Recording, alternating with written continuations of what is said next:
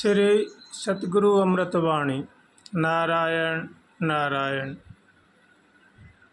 देखो, मानव संसार में ऐसा फंसा हुआ है, निकलने का नाम ही नहीं लेता है। संसार के विषय विकारों के दुख भरे फल खा रहा है, बस उन फलों को यह अमृत समझकर खा रहा है और रात दिन परेशान हो रहा है। रे मूर्ख मन, बहुत दुनिया के धक्के खाए, किंतु दुनिया को अपनी बनाया, परंतु अंतिम समय के लिए तेरा कोई साथी नहीं बना। संसार में इकल्ले को जाना पड़ेगा। जो तुमने रात दिन कुटुंब के लिए पाप कमाए, वो पाप ही गठरी सिर पर ले जानी पड़ेगी। जो वह पाप कमाए हैं, उनमें आपको कोई साथ देने वाला नहीं मिलेगा। फिर भी मूर्ख मन के कुछ समझ में नहीं आ रहा है।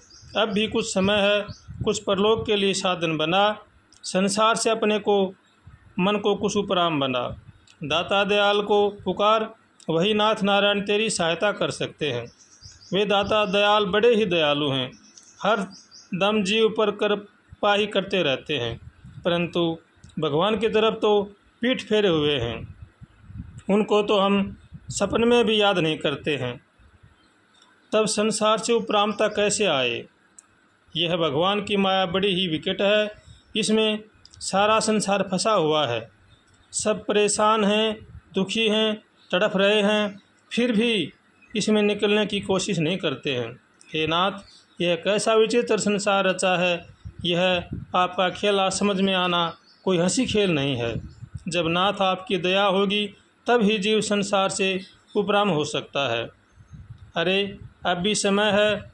उन नाथ नारायण को सच्चे दिल से पुकारो, वह जरूर ही पुकार सुनेंगे। भगवान को पुकारें तो कैसे पुकारें? भगवान का विश्वास ही नहीं है। हम तो यह समझते हैं लोक परलोक कुछ है ही नहीं, यह संसार ही सब कुछ है। यह माया का ऐसा पर्दा लगा हुआ है कि कुछ भी समझ में नहीं आता है।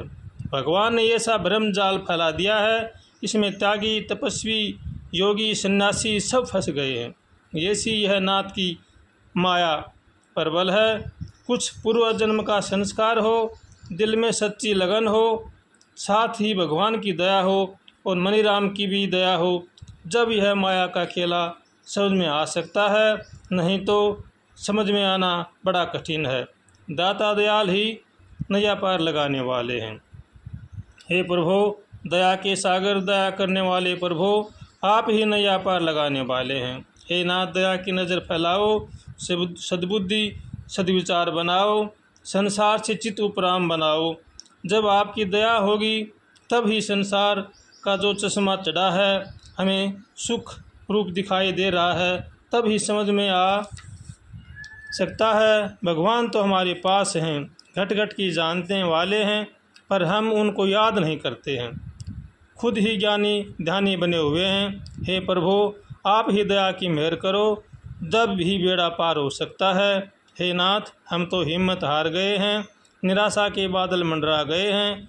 आपके सिवा हमारे पास कोई सहारा नहीं है, बस आप ही दया करने वाले हैं।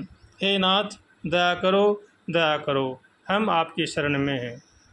ऐसे अगर भगवान से प्रार्थना करोगे तो भगवान जरूर ही आपकी प्रार्थना सुनेंगे।